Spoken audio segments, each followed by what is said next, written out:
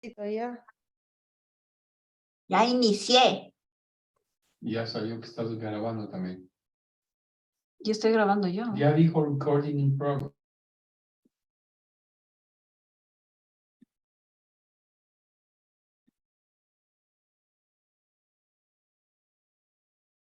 Listo.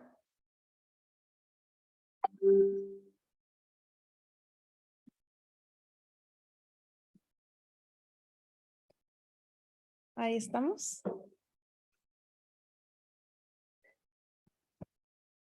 Muy buenas noches con todos. Sí, ¿no? Y empezamos, ¿no, Gaby? ¿Estamos listos, Gaby? Ok, perfecto. Bueno, buenas noches con todos. Bienvenidos a Maxi Vinos. Realmente es una excelente oportunidad para poder hablar de este maravilloso mundo que es el vino, ¿no?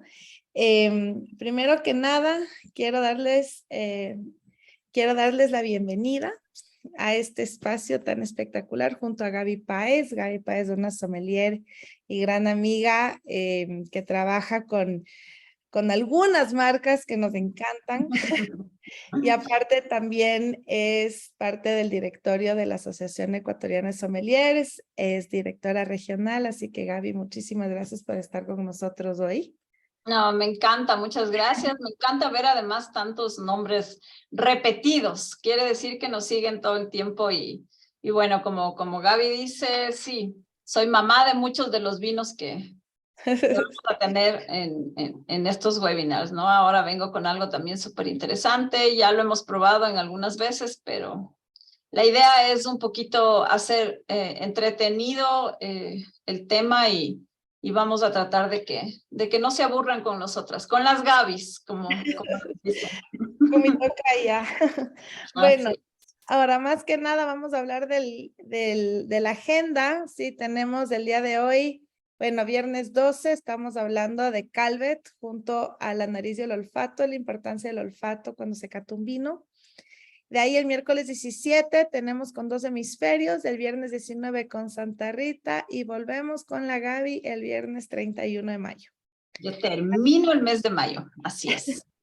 También quiero recordarles que por la asistencia al 80% de estos seminarios durante estos 3 meses de mayo, de abril, mayo y junio, a finales de junio se va a dar un examen, se va a hacer un examen donde se va a abrir durante 1 hora para que ustedes puedan responder algunas preguntas y se les dará un certificado de introducción a la cata. Entonces, así que por favor sigan asistiendo a estos maravillosos seminarios y seguir aprendiendo del maravilloso mundo del vino que se encuentra en nuestro país. Ok, entonces, primero que nada, el día de hoy vamos a hablar sobre Calvet. Calvet son una marca de vinos increíbles, ya vamos a ir más adelante de dónde provienen, qué cepas son y bueno, y todo lo que conlleva la historia de este maravilloso vino. Pero ¿cómo nosotros podemos apreciar realmente una nariz? Y todo viene por la materia prima. Sí, esta es una cosecha, como ustedes pueden ver en Bordeaux, es una cosecha manual, ¿sí? Y cuando se hacen las cosechas manuales, realmente se cuida muchísimo la uva y ahí es donde yo creo que está la clave en la calidad, ¿no? Primero por la edad de la planta y segundo por la materia prima. Mientras más viejita es la planta, ¿sí? Realmente los conductos de los nutrientes del tronco son más anchos y eso hace que la uva tenga un perfil aromático increíble al momento de hacer un vino. Entonces, una vez que se hace la cosecha manual, sí, el aroma se va a ver afectado de muchas maneras. Por eso el olfato, tienen que siempre meter la nariz en la copa. No tengan miedo de meter la nariz lo que más se pueda, por favor, porque lo que se quiere es apreciar el vino, como lo están haciendo en estas fotos, y hay que meter la nariz en las copas. Nos han enseñado que no hay que oler las cosas, pues aquí en el mundo del vino es prohibido no oler las cosas. Hay que oler todo además. Hay que oler todo. Puede desarrollar muchísimo. Bueno, la gente que está en el mundo de la gastronomía tiene muy desarrollado el olfato, ¿no? Porque están todo el tiempo oliendo todos los ingredientes y eso es súper importante porque si no sentimos esos aromas y reconocemos esos aromas, después no vamos a poder encontrarlos en el vino. Ya van a ver por qué es tan complicado a ratos encontrar ciertos aromas en el vino. Esa parte me toca a mí, pero sí es importante practicar y practicar todos los días con aromas ricos y aromas feos, porque hoy también les voy a hablar un poquito de defectos, que es lo que no queremos encontrar en el vino. Exactamente. Entonces, Gaby, bueno, primero que nada hay diferentes tipos de aromas, ¿sí? Los aromas primarios, secundarios y terciarios. Los aromas primarios, cuando vamos a catar un vino, quiere decir todo lo que está correlacionado a la uva, ¿sí? Al suelo en el que viene. A veces tenemos un aroma súper frutal, todo lo que tiene que ver con relacionado a la uva. Los aromas secundarios son ya aromas que vienen 100% relacionados a la fermentación.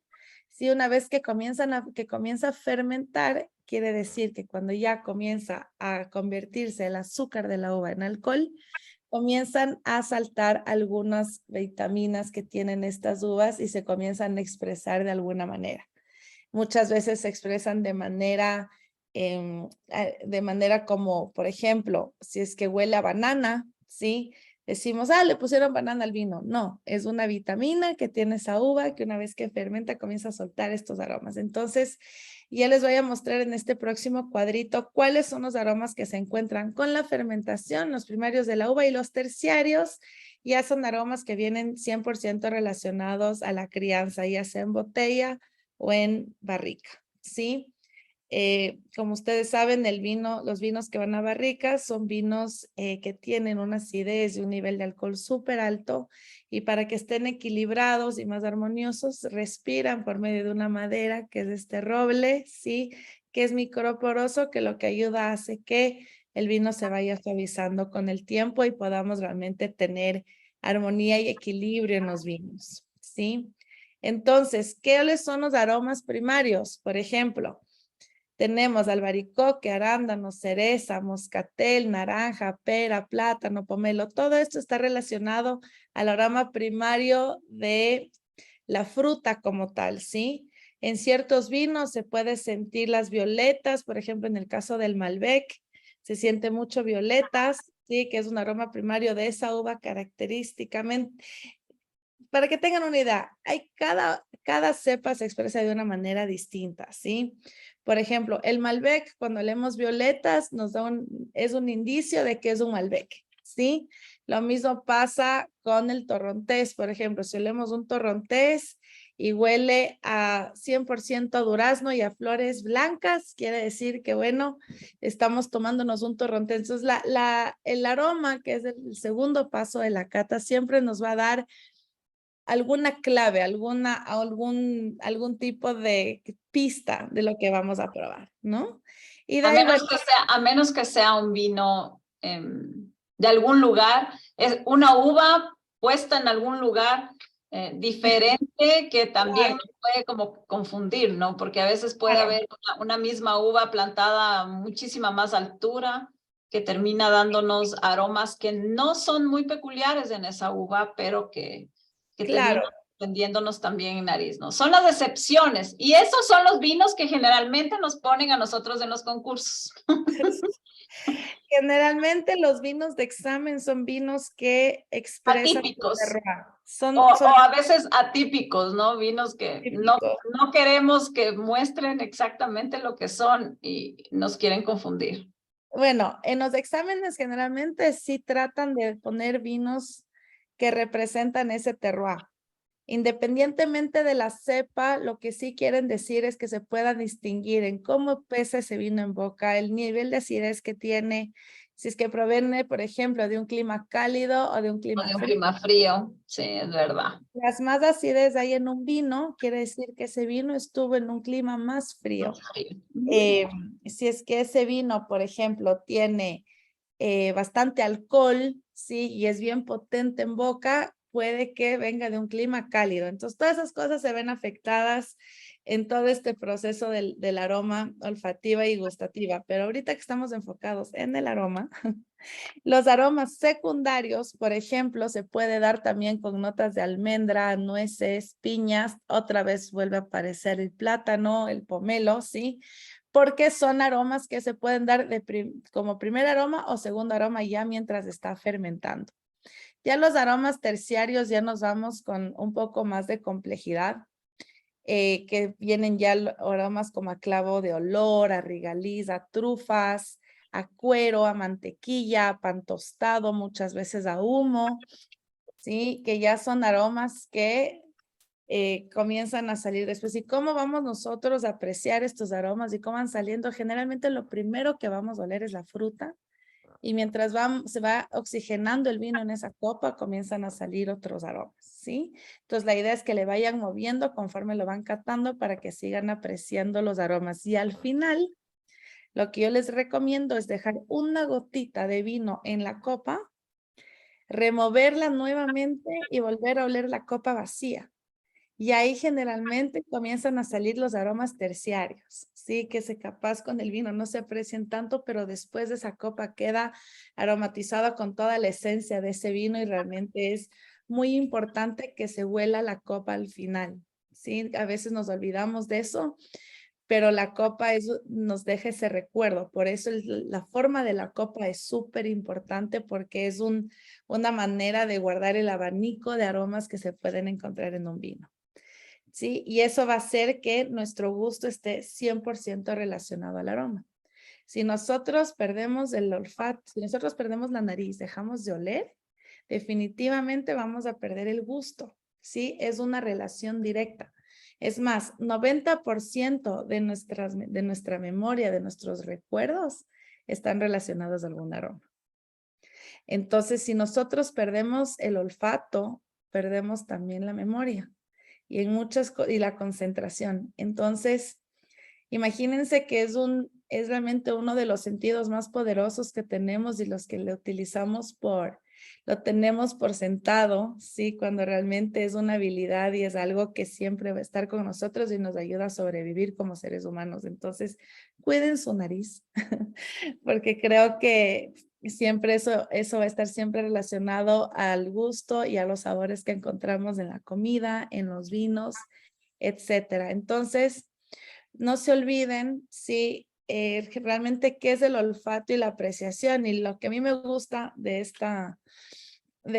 este parrafito es que el centro del sentido del olfato son los bulbos olfativos que se encuentran en la parte superior de las fosas nasales. Eso quiere decir que si a nosotros nos da gripe, o bueno, muchos dio COVID y perdieron el olfato, ¿sí?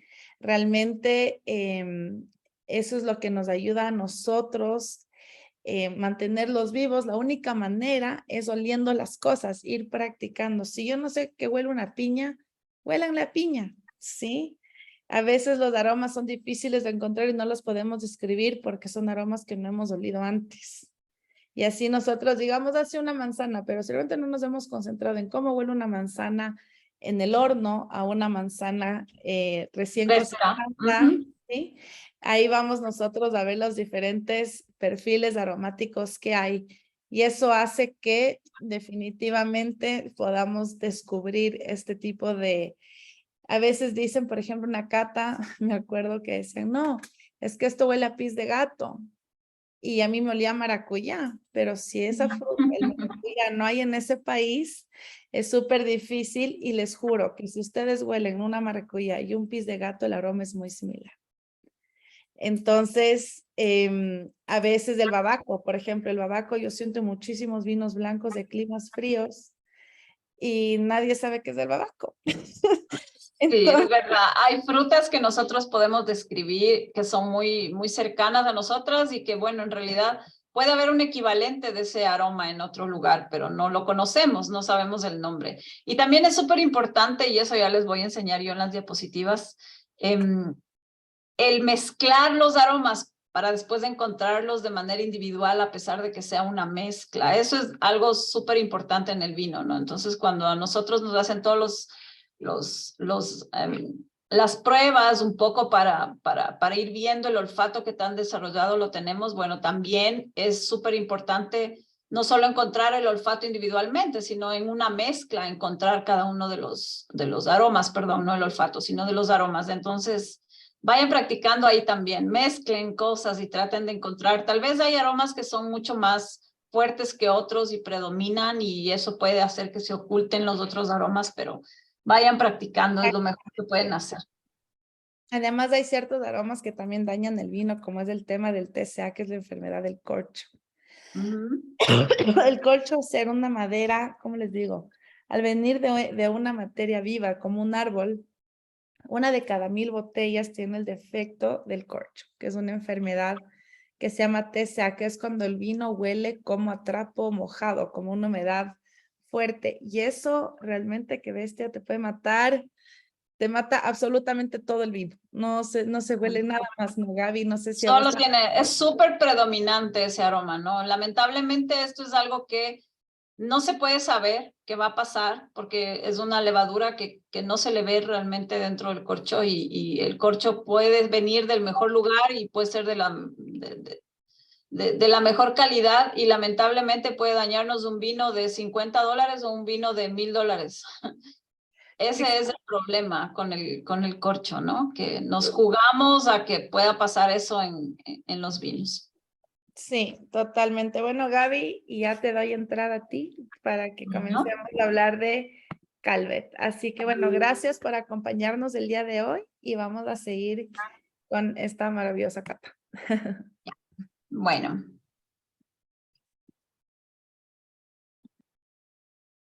Bueno, gracias a Calvet esta noche nos vamos a hablar un poquito más sobre la nariz del vino.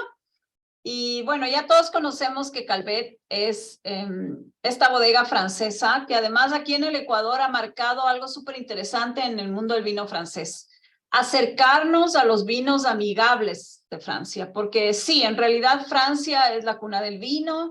No podemos negar que muchos de los mejores vinos del mundo vienen de las mejores regiones francesas. Muchas de las uvas que se utilizan en el Nuevo Mundo son de Francia.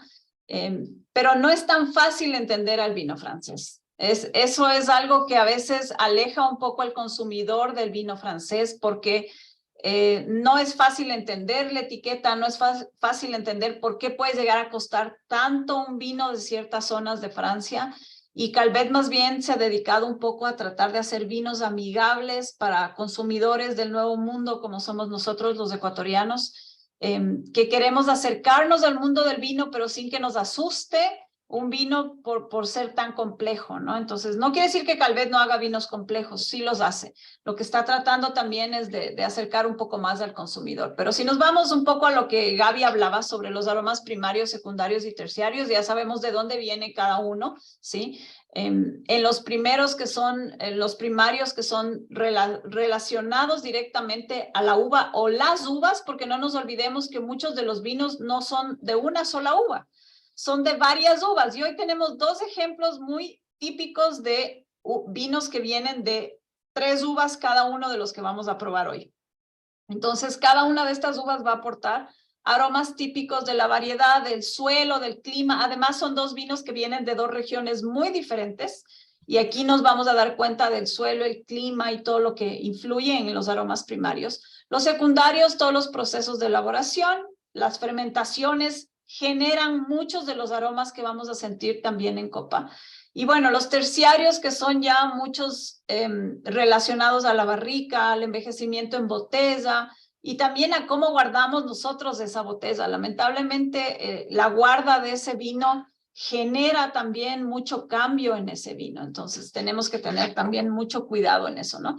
Y esto es algo de lo que yo les hablaba un poco. Uno puede reconocer muchos de los aromas que están aquí porque son aromas con los que todos los días nosotros estamos familiarizados, frutas, muchas especies, chocolate, hierbas, tabaco, pero el problema es tratar de encontrar en una mezcla todos estos aromas. Entonces, tal vez yo sí reconozco, como en el Pinot Blanc, por ejemplo, piña, pera, manzana, por ahí algo de cítrico, algo de banana, pero si yo licúo todo esto junto, hablemos así un poquito, tal vez va solamente a encontrarse el aroma predominante, que puede ser tal vez la banana. Me atrevo a decir que entre estas frutas, tal vez la piña y la banana van a ser las que se lleven todo el protagonismo. Sin embargo, hay otros aromas ahí. Entonces, eso es lo difícil en la parte aromática del vino. Encontrar individualmente cada aroma dentro de una composición tan perfecta de aromas que es el vino, ¿no? Sí, y hay algo súper complejo ahí también, y es que generalmente en una cata te obligan a encontrar un mínimo de 3 frutas, 2 especies, un vegetal y algo relacionado al clima. Ya puede ser una hoja seca, un lodo, roca mojada, y Sí, se comienza a complicar, ¿no? se comienza a ser más complejo porque, claro, si es que hay un aroma predominante que se lleve todo lo que tengo en nariz de ese momento, tengo que practicar muchísimo. Por eso nuestra recomendación de hoy va a ser: practiquen oliendo todo lo que tengan en casa, todas las especies, todas las frutas, todos los vegetales, porque a la final es lo que va a hacer que desarrollemos mucho más el olfato. Ahora tenemos un poco de ayudas también de estas ruedas de aromas, en donde también están desde el centro hacia afuera. Desde el centro tenemos las familias aromáticas que un poco nos ayudan a clasificar y poder después describir el vino, porque no es que nosotros somos poetas y podemos decir tanto del vino inventándonos, sino que tenemos un poquito que ir viendo qué es lo que encontramos en nariz. Entonces, si es un vino que tiene más notas frutales y florales, le vamos a describir como un vino altamente expresivo, frutal, floral.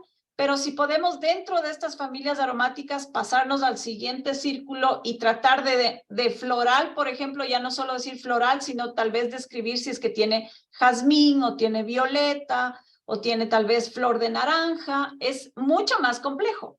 Fácil es decir el vino está floral, pero después decir que el vino tiene también aromas de jazmín, por ejemplo, que es para mí es el peor aroma. No soporto el aroma de jazmín. Y cuando he tenido que hacer los talleres de aromas y tengo que llevar la esencia de jazmín, es realmente terrible porque es un aroma que se queda conmigo muchísimo tiempo. Entonces es uno de los aromas que me es muy fácil encontrar porque me molesta mucho en nariz. Entonces tal vez también por ahí pueda ser una manera fácil de describir un vino cuando tengo aromas que no me gustan, ¿no? Sí, también, por ejemplo, las rosas secas, como el pupurrí, que también puede ser súper, cuando te toca Invasivo. llevarlo, súper Ajá, invasivo. súper Y hay invasivo. vinos que tienen ese Que pupurrí tiene muy fuerte, es verdad. Sí, y no se van, no se van, y es no lo se primero va. que hueles y no se va. Pero claro, ya depende mucho de la uva y cómo se expresa, ¿no? Del clima en Sí. el que proviene. Entonces, Y bueno, aquí tenemos más de las familias aromáticas, tal vez unas muy fáciles de reconocer, otras que puede ser que les sorprenda hoy. Bueno, la parte mineral, por ejemplo, es muy importante. Es uno de los aromas que describen el suelo muchas veces, o que describen una influencia marítima. Viñedos muy cercanos al mar pueden desarrollar estos aromas salinos, porque estar el viñedo todo el día con esta brisa marina definitivamente tiene que influenciar en la planta.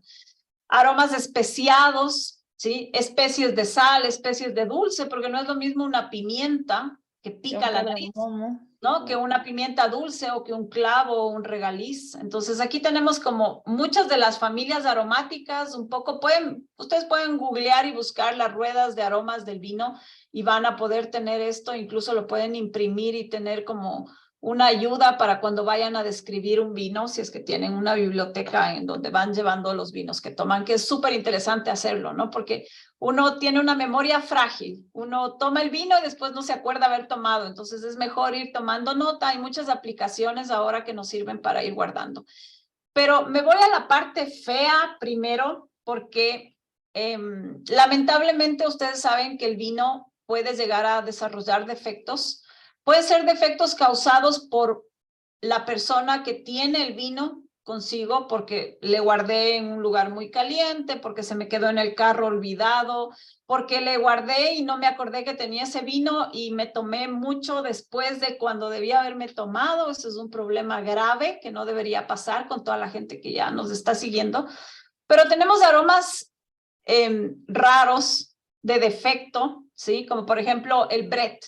El Brett causado por una levadura, la Brettanomyces, que termina dando este olor a establo, es así como se lo define, como establo, como, incluso se lo puede definir como el olor del esparadrapo, ¿no? A veces este olor como a hospital, como a químico, que además es bien invasivo, cuando el vino tiene este olor, es generalmente un defecto que fue causado desde la bodega en general. Sí, cuando comienza a tener este olor a Brett, también debe ser un defecto del tipo de levadura que utilizaron. Muchas veces las levaduras no siempre son muy amigables en el proceso de fermentación. O porque hubo una contaminación en la bodega, que también pasaba mucho cuando se utilizaba tanques de cemento. Ahora se tiene mucho cuidado con los huevos de cemento que se utilizan para fermentación, porque en los tanques de cemento estas levaduras se impregnaban en las paredes y era imposible sacarles. Ustedes saben que no podemos limpiar los tanques con cloro, que sería la opción,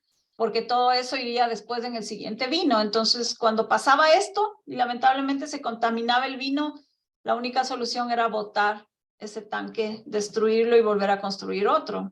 Y eso es lo que se alivió un poco con el acero inoxidable. Con el uso del acero inoxidable, perdiendo ciertas cosas que el cemento nos permitía tener y el acero inoxidable no, pero hay pros y contras en las dos elaboraciones y no nos vamos a meter en eso hoy, solo en la parte de los aromas. Sí, pero si huelen a Brett, si huele a hongo, si huele a este empodrimiento, sí, devuelvan el vino. Ahorita hay una tendencia súper grande de los vinos naturales, los vinos naranja, que tienen un nivel oxidativo, sí, interesante, pero también los vinos naturales y los vinos, llámense orgánicos, porque para mí todos los vinos son orgánicos, porque siempre se dan de manera orgánica y natural, sí. Tienden ahorita, es la tendencia de los vinos naturales y tienen este aroma. A permitir eso, sí, es verdad. Están permitiendo estos aromas, Brett, que al final del día son defectos del Son vino. defectos, Entonces, así es. si algún rato ustedes huelen el empodrimiento en un vino, devuélvanlo porque es un defecto. Sí, es un defecto claro que está teniendo ese vino. Así que así sea natural, así les digan lo que les digan, ese olor no es aceptable. Verdad. Bueno, otro aroma que nos puede, lamentablemente ahí sería muchas veces culpa nuestra, que es la oxidación, ¿sí? En vinos blancos, la oxidación va a generar que el vino esté ya color casi café o anaranjado, como el color del ron o del whisky, que ya no es normal en un vino blanco, ese color. Eso ya indica oxidación, tal y como si partiría una manzana y le dejo abierta 3 días, se vuelve café. Ya está oxidada, ya no está fresca. Y también en el vino tinto, los vinos ya de color naranja, a menos que sea un vino de gran guarda tinto, que ya tiene 10, 15, 20 años, obviamente un vino de esa edad que está hecho para vivir así, tiene ese color, tiene que tener los bordes ya casi color ladrillo, y si el vino está en sus aromas maravillosamente bien, no me voy a asustar. Pero si el vino lo que huele es más a vinagre que a otro tipo de aromas, el vino lamentablemente se oxidó y ya no está perfecto. Igual tendrán que devolverlo, ¿sí? Otra cosa que podemos encontrar es este olor como a cocinado o como a dañado en la parte del aroma primario del vino. Entonces, por ejemplo, ¿qué pasa si yo dejo el vino todo el día en el auto? En el calor del auto, ¿sí? Es una bebida hecha a partir de una fruta y a la final, por el calor, se va a cocinar y va a oler como a col o coliflor cocinada, a verdura cocinada. Eso también puede ser un problema causado por la persona que compró el vino o por la persona que distribuye muchas veces el vino. Ahora, tenemos una ventaja súper grande porque Supermaxi y Megamaxi a todos los importadores les tienen súper bien controlados la parte de la distribución, y ellos también en sus bodegas tienen la temperatura perfecta, en su percha está perfecto, entonces aquí no nos va a pasar esto. Esto suele pasar cuando yo compro el vino y más bien lo dejo en el auto en un lugar muy caliente hasta que me lo tomo, ¿ya? Entonces tenga mucho cuidado por ahí. Estos aromas también de sobremaduración, bueno, ahí se ve una tumba de un vino, que lamentablemente también son vinos que me los tomé cuando ya definitivamente el vino no estaba bien. Tiene un tiempo de vida y va a tener, además de estos aromas ya que no generan nada agradable en nariz, y aparte en boca le voy a sentir al vino súper plano, que no me muestra absolutamente nada, ¿sí? Otro aroma muy interesante es esto de la acidez volátil, estas notas ya de vinagre o de vinagre, como vinagre balsámico, ¿no? Que también pueden definirse un poco como esmalte de uñas, ¿sí? Por eso hay un dibujo de un esmalte de uñas. Incluso también los aromas de reducción que se pueden oler como huevo podrido, como azufre. Y aquí viene un poco también a que hubo muy poca exposición más bien al oxígeno de ese vino. Ese vino necesita abrirse. Puede ser que muchos vinos que estén guardados en botella mucho tiempo necesitan solamente o decantarse o abrirse en la copa, oxigenarse un poco más y se van estos aromas feos. Pero si el vino sigue con estos aromas, a pesar de yo decantarle o de oxigenarle, lamentablemente llegó a su final también ese vino y no está bien. Y este aroma de acorchado, que es el que Gaby nos describía, un poco como madera mojada, trapo sucio, también como rancio o viejo, el típico aroma del libro que se quedó en un lugar con humedad. Esa es la descripción un poco del acorchado. Ese olor a húmedo no se va, a trapo mojado, a papel periódico mojado. Esa es una de las descripciones del vino cuando lamentablemente se daña, ¿no? Aquí hablábamos solo de defectos, pero no vamos a hacerle tan feo al webinar de solo hablar de defectos. Pero por aquí tenemos por ahí algunos aromas que no son defecto, no todos son defecto, pero son interesantes, como por ejemplo este aroma a gasolina o a petróleo, típico, por ejemplo, del Riesling. El Riesling es uno de los vinos que nos puede sorprender en nariz, porque cuando lo huelo es uno de los que me puede ayudar a saber qué es el Riesling. Este aroma como a petróleo, como a gasolina, que no es un defecto y que es típico del Riesling. Bueno, el de trapo mojado y perro, o trapo sucio y perro mojado, es un poco la descripción del acorchado. El pis de gato que Gaby describía un poco, que muchas personas tal vez no conocen, frutas como el babaco o la maracuyá, que por ahí nos pueden dar un aroma similar, o como ciertas hierbas que pueden darnos también un aroma como a pis de gato. Pero es muy típico en vinos Sauvignon Blanc, este aroma pis de gato, que no llega a ser un defecto. Esto no es un defecto, esto es algo que se puede encontrar en vinos que están bien, ¿ya? Entonces vayan sorprendiéndose con estos aromas.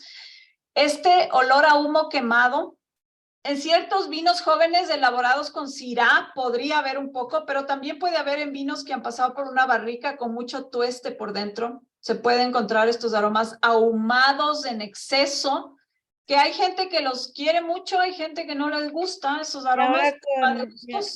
Claro, y ahora con los incendios también. O sea, sí.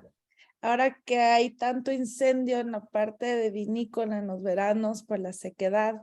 Vamos a tener un poco de vinos con estos toques de ahumado, es verdad. Pero han causado una gran impresión en el tema de la guarda de uvas que han venido de estos incendios, que les han dejado reposar con el tiempo y han causado un excelente, digamos, de un accidente ha causado algunas sorpresas súper agradables, pero el humo quemado también puede venir directamente de los incendios de los viñedos, que es algo que está pasando, ¿no? Aquí hay una pregunta, ¿por qué se fermenta el vino sin abrirlo y estando en reposo? Bueno, ahí puede ser también defectos que el vino pueda venir desde bodega. Si es que no se sulfitó, por ejemplo, un poco vámonos hacia los vinos naturales que están muy de moda también y los vinos orgánicos. En esos vinos no se añade sulfito. El sulfito se añade justamente para tener la seguridad de matar toda bacteria y toda levadura antes de meter el vino en botella. Y en estos vinos no se sulfita y si por ahí una levadura o una bacteria pasó, va a hacer que dentro de botella se vuelva a fermentar el vino, sin que nosotros hagamos nada. Sigue habiendo azúcar, una levadura viva que puede vivir con ese porcentaje de alcohol, que definitivamente lo que va a hacer la levadura es tratar de vivir, se come el azúcar, produce alcohol, produce gas y obviamente puede hacer una segunda fermentación dentro de botellas. Son defectos que pueden haber, sobre todo en estos vinos que no se sulfitan para embotellar. Este aroma de espárragos claro, es muy común en el Sauvignon Blanc. Perdón, Gaby, que te interrumpa ahí un ratito. Al menos que sea una segunda fermentación para hacer espumantes, que eso Para hacer espumante, y ahí no es un defecto, sino un maravilloso método champenois. Exactamente. Exactamente. Aquí hay otra pregunta que la vamos a responder. En los vinos que van a ser reposados en barrica, ¿se adiciona algo más al vino previo ingreso al barril? Nada. En el vino no se puede añadir absolutamente nada, ni para mejorar, ni para tratar de quitar algún defecto antes de meter en barril. El vino tiene que ir a barril tal y como estuvo. Y generalmente cuando va a barril son vinos que no tienen defecto. O sea, seamos súper claros. El enólogo hace un maravilloso trabajo y generalmente son vinos sin defecto, de grandes viñedos los que van a barril, ¿no? Estas notas de espárrago que a veces son llamativas en un Sauvignon Blanc y que la gente no está muy pendiente de poder encontrar, que también está ligado con aromas herbáceos, sobre todo de espárragos en conserva, que son mucho más potentes en aroma. No es un defecto, es algo encontrado en los Sauvignon Blanc, ¿sí? Después tenemos, ¿me ayudas con qué dice la primera de arriba? Tengo justo la parte del webinar que está... Cuero. El primer aroma de arriba. No, tierra mojada. Tierra mojada. Ya a mí se me tapa con la parte del webinar. Bueno, tierra mojada, tierra húmeda o este olor a suelo de bosque que está asociado sobre todo en tintos con cuerpo, en tintos maduros, en uvas como el Merlot y el Cabernet Sauvignon se puede encontrar naturalmente, no es un defecto. Eucalipto, ¿sí? El Cabernet Sauvignon. En el Cabernet Sauvignon hay mucha presencia de eucalipto, ¿sí? Creo que es el vino que más podría desarrollar ese aroma. El olor a tabaco que puede venir ya sea de la uva o también de un barril con un tueste interesante, sobre todo en vinos como el Cabernet Sauvignon, Petit Verdot, Merlot, Cabernet Franc, vinos del estilo Bordeaux podrían tener este aroma a tabaco. Este aroma mantequilla, que a veces cuando uno describe un Chardonnay con barrica, la gente es como mantequilla. ¿De dónde pudo haber obtenido un vino este aroma que está relacionado con una proteína animal? Bueno, detectable en el Chardonnay cuando ha pasado por barril y en tintos que hayan hecho una maloláctica interesante porque la fermentación maloláctica pasa de málico a láctico, que es el ácido de los lácteos, del queso y de la leche en general, y puede desarrollar mucho estos aromas de lácteo, ¿no? Hacia mantequilla, hacia esos aromas. Y algo muy interesante que me encantan los vinos cuando tienen este aroma a cuero, que muchas veces me ha tocado en cata que la gente huele. Yo tengo unos 3 vinos del portafolio que tienen muy desarrollado estas notas de cuero, sobre todo un Pinot Noir alta gama.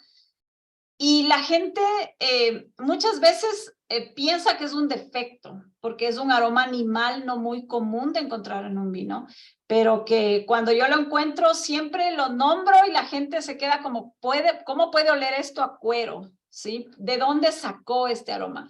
Y ahí viene la maravilla de todo el proceso de elaboración y de muchas veces un trabajo maravilloso del enólogo para que también ese aroma no se pierda en todo el resto de la evolución del vino. Entonces, variedades como el Pinot Noir, sobre todo, la Monastrell, el Tannat, el Tempranillo y el Syrah podrían desarrollar estos aromas de cuero que están dentro de la familia de aromas animales, junto con el pis de gato y el sudor de caballo, que también es otro de los descriptores, ¿ya? Bueno, hicimos un paso entre aromas agradables y desagradables, así que ahora nos vamos con nuestra bodega Calvet, que fue fundada en 1818. Y bueno, la idea de Calvet es esta pasión de tratar de descubrir estos vinos de diferentes terruños franceses, despertar los sentidos, el paladar, recorrer nuestra historia. Eso es parte de lo que queremos hacer.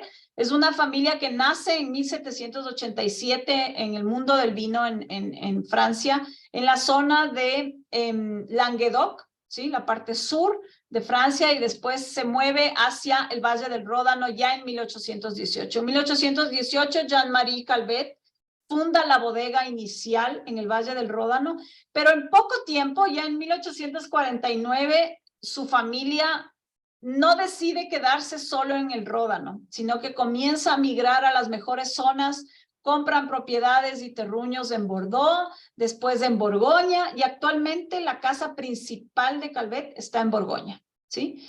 Sin embargo, tenemos diferentes apelaciones de origen de donde vienen nuestros mejores vinos hacia acá, hacia el país. Estamos en 7 regiones de Francia. Es la única marca internacional de apelaciones de origen protegida que ofrece vinos propios de vinificación interna nuestra. Porque no se olviden que Francia es la cuna del vino y la cuna de la negociación del vino, del comercio del vino. Hay muchísimos comerciantes que lo único que hacen es comerciar. No fabrican el vino, no elaboran el vino y no tienen los viñedos. Compran uva y hacen que se vinifique esta uva en otras regiones.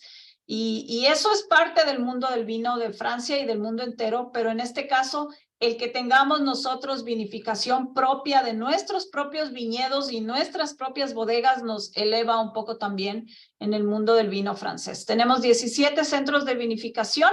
El 80% de nuestros vinos se vinifican en casa, en nuestras propias bodegas, ¿sí? Tenemos una gran selección de viñedos, un equipo maravilloso de enólogos y de agrónomos. Y Calvet también lo que trata de hacer es que ese terruño de donde estamos trayendo ese vino sea exactamente el ejemplo de lo que es esa zona. Entonces, por ejemplo, hoy vamos a probar el Valle del Loire, que es la frescura del vino rosado. Ese es el que va a catar Gaby, el Rosé de Anjou, es la frescura del rosado. Vamos a tener también algo de lo que es en general la zona sur de Languedoc y Roussillon, que es la zona de la riqueza francesa de gran volumen de producción. Ahí vamos a tener el Red Blend.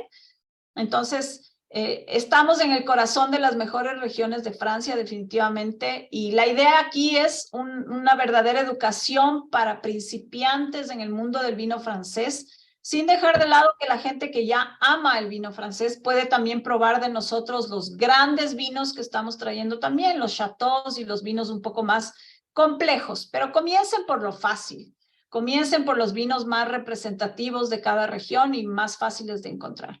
En el mundo del vino francés hay estas apelaciones de origen protegida, indicaciones geográficas, del vino general solo de Francia. La punta de la pirámide, que en este momento está hacia abajo porque es la de menor producción, es donde tenemos que tratar de llegar para entender en realidad lo que es el mundo del vino en Francia, ¿no? Ya esta punta de la pirámide es la que se va a complicar.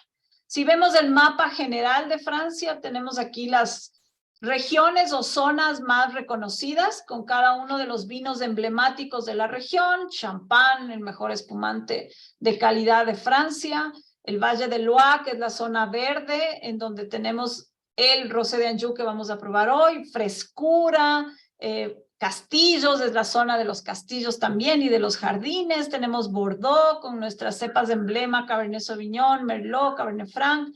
La zona de Languedoc y Roussillon, que es la zona de mayor producción en volumen, donde tengo vinos como el Red Blend que vamos a probar hoy, que es un vino súper fácil de tomar, súper amigable y así. Este es el portafolio grande de Calvet, ¿sí? En donde tenemos muchas de las opciones. La mayoría de nuestros vinos Calvet están en la percha del Supermaxi. nuestro Celebration, que son los espumantes más apetecidos también por la botella y la presentación, los varietales, los Reserve, el Gran Reserve que hemos hecho también muchas veces. Pero hoy nos vamos a las regiones fuera de Bordeaux.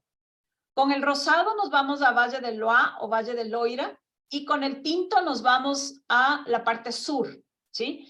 ¿Por qué no viene con denominación de origen o apelación de origen el Red Blend? Porque cada una de las uvas se sacó de una zona diferente que está fuera de una de las apelaciones, entonces no puedo poner una sola apelación en la etiqueta. Por regla voy a tener que poner ya solamente como vino de Francia, a pesar de que viene de toda la parte sur, ¿ya? Ah, y algo que quería enseñarles en esta diapositiva. Nos acaba de llegar un nuevo rosado. Hoy vamos a probar el Rosé de Anjou, que tiene un perfil bien rico, bien dulzón al principio, pero nos acaba de llegar un rosado de la parte sur también, de la parte de la Provence, que es la parte más elegante del rosado de Francia.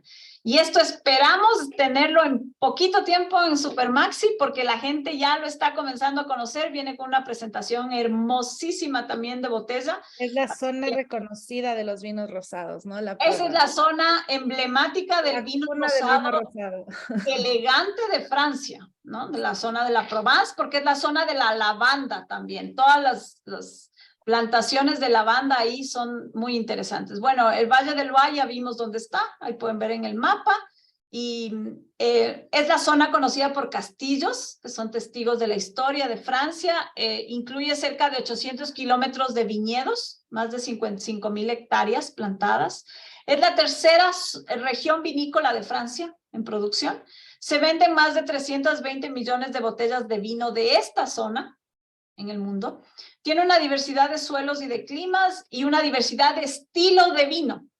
Blanco, rosado, sobre todo blancos y rosados muy frescos, muy expresivos en nariz. Por eso fue uno de los que escogimos para este webinar, porque el Rosé de Anjou es muy expresivo en nariz, ¿ya?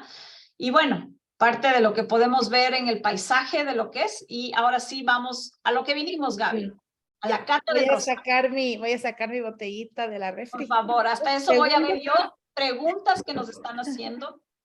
Me dicen que el chat está deshabilitado. Yo he tratado de habilitarle al chat general e incluso ya puse una contestación ahí para todos. No sé si todos lo pudieron leer, pero no entiendo por qué el chat no funciona, el chat general. Bueno, vamos a tratar de ver las otras preguntas.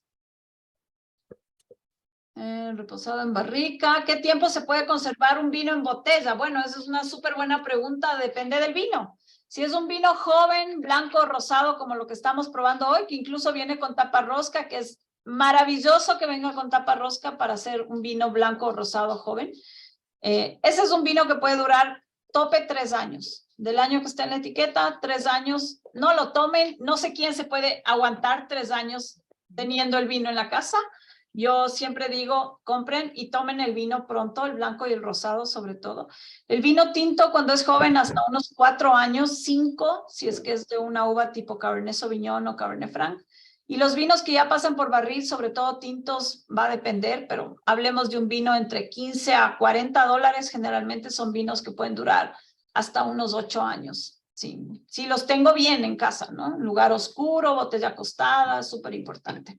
El olor a cuero se lo detecta en los vinos maduros. Bueno, sí, generalmente en el Pinot Noir, cuando ha pasado por una buena barrica y viene de un terroir, sobre todo entre arcilla y piedra, es uno de los aromas encontrados en el Pinot Noir, ¿no? En el cuero. Bueno, vamos, Gaby, con tu vino. A ver, bueno, primero aquí está el Rosé de Anjou. No sé si ven que la botellita está bien fría. Por favor, los vinos rosados siempre se toman entre 9 y 11 grados centígrados. Súper importante. Eso quiere decir que tienen que por lo menos desde el día anterior meterlos a refri, porque no nos da el tiempo si es que lo meten 1 hora antes. Que se enfríe la copa el rato que meten el vino. Ajá, que se empañe por completo. Sí, porque los vinos rosados tienen la característica de un vino blanco, ¿sí? Eso es súper importante. Ahora, en nariz. A mí me encanta el Rosé de Anjou en nariz porque tiene estas a mí notas. me huele, le siento los bordes naranja y de rosa, pero también tiene como una nota de pera. Ajá, y tiene también frambuesa y como toronja, ¿no? Como la toronja rosada. No sé si han tenido la oportunidad de oler la toronja rosada, pero la toronja rosada no es tan cítrica ni tan ácida como nuestra toronja y da estas notas. A ratos el rosé de Anjou también tiene notas como de melón, que también es Sí. interesante. ¿Mm? Sí, melón, tiene una notita de lima en nariz. Y la botella viene justamente con estas flores en el costado porque es un vino que generalmente al final, cuando ya va tomando un poco de temperatura, da notas florales muy interesantes. No tiene jazmín y por eso me gusta. Tiene más bien estas notas de flor de cítricos, ¿no? De flor como de azahar, de flor blanca. Entonces es muy interesante en nariz. Sí, y el gamay también tiene notas como de tutti frutti, digamos, el gamay Ajá. que sepa que le va a aportar muchos aromas dulces al vino, que está súper interesante. Lo voy a probar, a ver qué Sí. tal. Lo más interesante de este vino y lo que más gusta, sobre todo a las mujeres que tenemos por ahí nuestro gustito por el dulzor, es que tiene un primer toque de dulce, no tiene azúcar añadida, no es un vino que tenga azúcar añadida, ni que viene de uvas dejadas más tiempo en planta para que sean más dulces, no. Es realmente una elaboración tratando de mantener un poco más del azúcar residual en el vino el momento de embotellar. Entonces termina siendo un vino que tiene una acidez bien rica, pero con un primer toque de dulce. Y eso es lo que a la mayoría de gente le gusta y eso es lo que hace que este vino sea tan versátil. Porque Sí, es además piscina, playa, calor. tiene su cuerpo, no es tan ligero, o sea, te cubre toda la boca. Y tiene Es una un vino que cremosidad sí muy rica. amerita gastronomía, también es un vino muy gastronómico, diría Ujú. yo, porque tiene ese peso y tiene esa acidez, entonces, y tiene ese dulzor también, entonces podría acompañar tranquilamente una carne, diría yo también, o sea, Y una hasta cerdo. El cerdo hoja queda para muy bien pedir con este. Ujú. un Me pollo. encanta con la comida. Siempre me dicen, pero mencionen comida nacional, no seamos tan extranjeros en la comida. Con Entonces una yo empanada de recuerdo morocho. el plato ideal para este vino porque lo he tomado con eso y me queda súper bien con un encocado. El encocado es un plato Delicioso. que tiene cremosidad, tiene ese toque de dulcecito del coco, tiene también, puede ser de marisco, puede ser de pescado, entonces un encocado camarón, un encocado de pescado. Viene el Día de la Madre, creo que es el mejor regalo para las mamás porque es un vino súper fresco que puede ir desde ensaladas, arroces marineros nuestros, pescados, pastas, si piensan hacer pasta el domingo, es una excelente opción esto. Si van a tener un brunch, también les queda muy bien, porque esto se lleva muy bien con postres de fruta, con picadas, con quesos.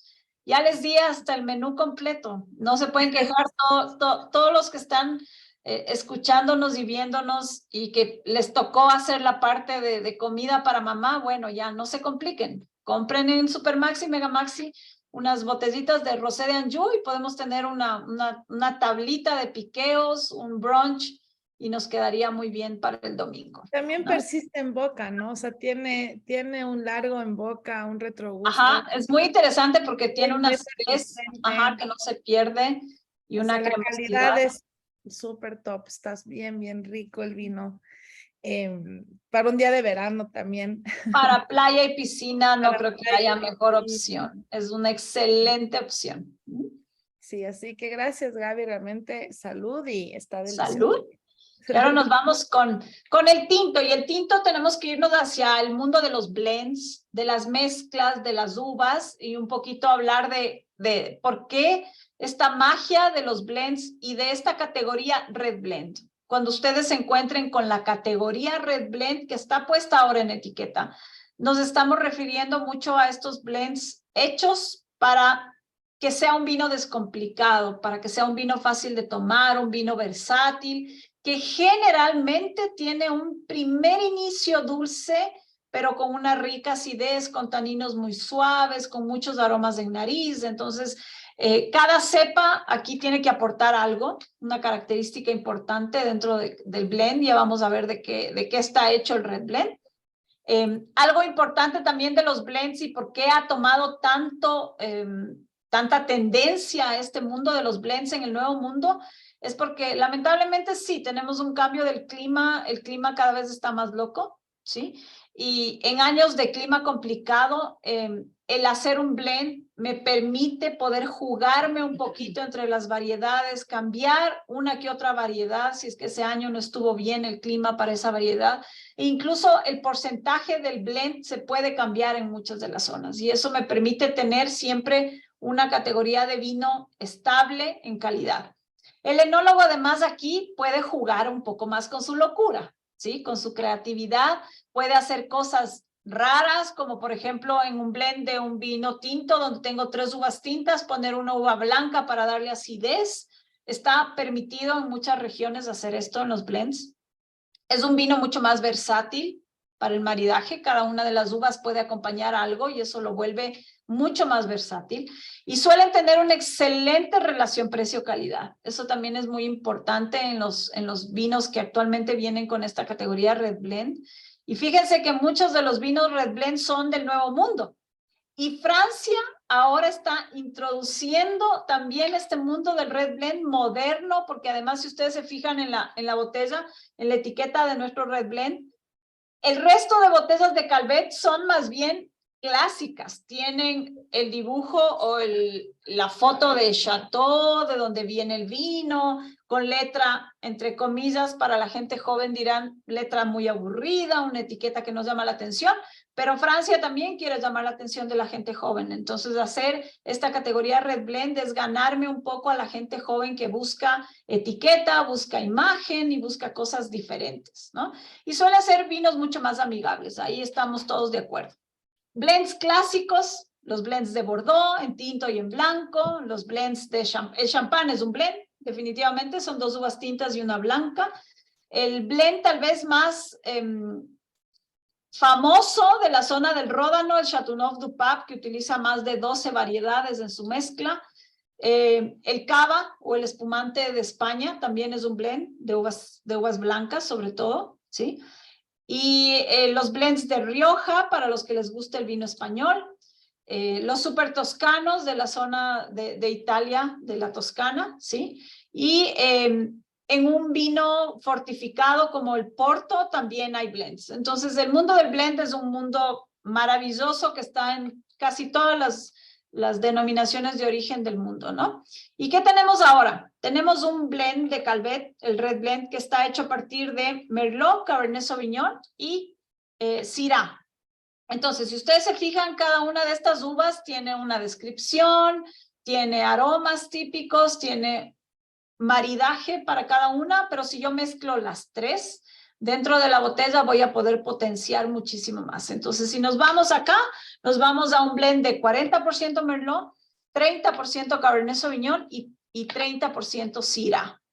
Cada una de estas uvas va a hacer algo dentro de esta mezcla. Entonces, el Cabernet Sauvignon es la más fuerte, es la que más acidez tiene, será el nervio central del blend. El Merlot es mucho más frutal, es el que va a aportar primero el color tan oscuro que tiene el Merlot, este color como cereza que vamos a notar, y estas notas de frutos rojos y negros, ¿no? Y de especies ligeras. Y más bien el Syrah es el que va a aportar cuerpo, así como el Cabernet Sauvignon, pero sobre todo la parte especiada. Especies, pimienta roja, pimienta verde, pimienta dulce, que es típico del Syrah en Francia, ¿ya? Entonces, bueno, vamos a hacer la cata de este.